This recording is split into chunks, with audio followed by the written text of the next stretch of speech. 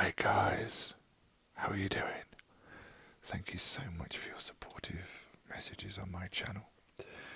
I've not really got anything kind of together yet, but I thought I'd just bung this up because I was in Wales writing a new play, which may or may not be at the Edinburgh Festival next year, and I came across this geezer, R.S. Thomas. I know a bit about Dylan Thomas, obviously, but R.S. Thomas, literally just came across this book and thought, wow, what a groovy writer. I'd heard the name before, but I didn't really know his work. This is a bit messy, sorry, because I'm just holding my iPhone and I'm not sure even if the microphone's working. But this is the boy, R.S. Thomas, born in Cardiff, 1913, brought up in Holyhead. He studied classics at the University of Wales, studied theology at St Michael's College, Llandaff. See how I can say Llandaff? And then ordained a priest, served for the next 40 years in 6 different rural parishes in Wales. He published his first book of poems in 1946, and since then has published over 20 books. He won the Heinemann Award. I wonder if that's to do with Robert Heinemann. Anyway, I'll find out. The Heinemann Award in 1955. The Queen's Gold Medal for Poetry in 1964. And the Cholmondeley Award in 1978. He has also won 3 Welsh Arts Council Awards. Several of his books have been choices of the Poetry Book Society. I love his story there. Apart from his own poetry, he's edited 2 anthologies. The Batsford Book of Country Verse in 1961, and the Penguin Book of Religious Verse in 1963, and selections of poems by George Herbert, Wordsworth, and Edward Thomas. There's a lot of Thomases, isn't there? He published an autobiography in Welsh, Neb, no one, or anyone, in 1985. He married the painter Mildred Elridge in 1940, and they had 1 son. His wife died in 1991. R.S. Thomas's collected poems, 1945 to 1990. Wow, what a stretch. Was published in 1993 to mark the poet's 80th birthday. But I love his story here. I want to kind of flick through it a little bit. So he was born in 1930. Oh, sorry, this is the adapter. Anthony Thwaite. I just kind of love, if I can find it. Yeah. From the start, the poems of R.S. Thomas have been challenging statements about isolation, written in isolation.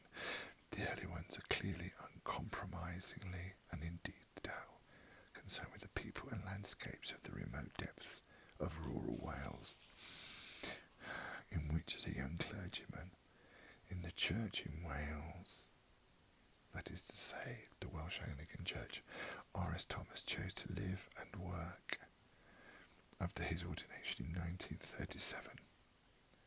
Born in Cardiff, educated in Holyhead, he was not brought up in a Welsh-speaking background, nor was Dylan Thomas, by the way.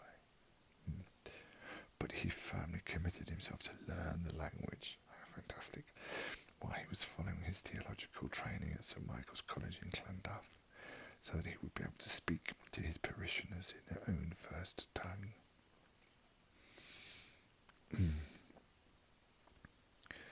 Nevertheless, though he mastered Welsh for these purposes, he always used English as the language of his poems. Further, he's always used English. He was an educated man, moving amongst people.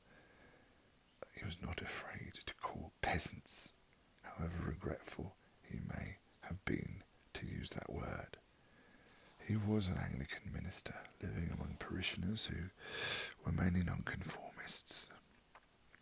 He was troubled by religious doubts which could not easily be revealed to those whose faith was more fervent, and the places in which he lived and ministered were harsh, depopulated, deprived.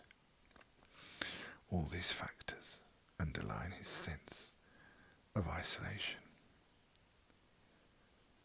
His first two books, slender ones published by small Welsh firms, drew on work which in the early 1940s had appeared individually in journals which were not parochial or local. I'm going to leave this here because Hart Day was in 1955. I think we've got the spirit of the man. Classically trained, became a priest, and yet loved Wales, the Welsh people. The term peasant's a bit difficult to deal with, isn't it? But as he writes here, for some it is darkness. So it is all darkness. For me too it is dark, but there are hands. There I can take, voices to hear, solider than the echoes without, and sometimes a strange light shines, purer than the moon, casting no shadow. That is the halo upon the bones of the pioneers who died for truth. There's a context to that poem, but I'm not sure that I should go into this now, only because it's late. And in fact, I'm going to stop here before I read some of his poems and say thank you so much for your encouragement. I'm literally just using my iPhone and headphone microphone. I don't know if this works as ASMR. I shall find out, I'm sure, from your comments and your likes. And thank you. Am I Lawrence Fox? Who knows?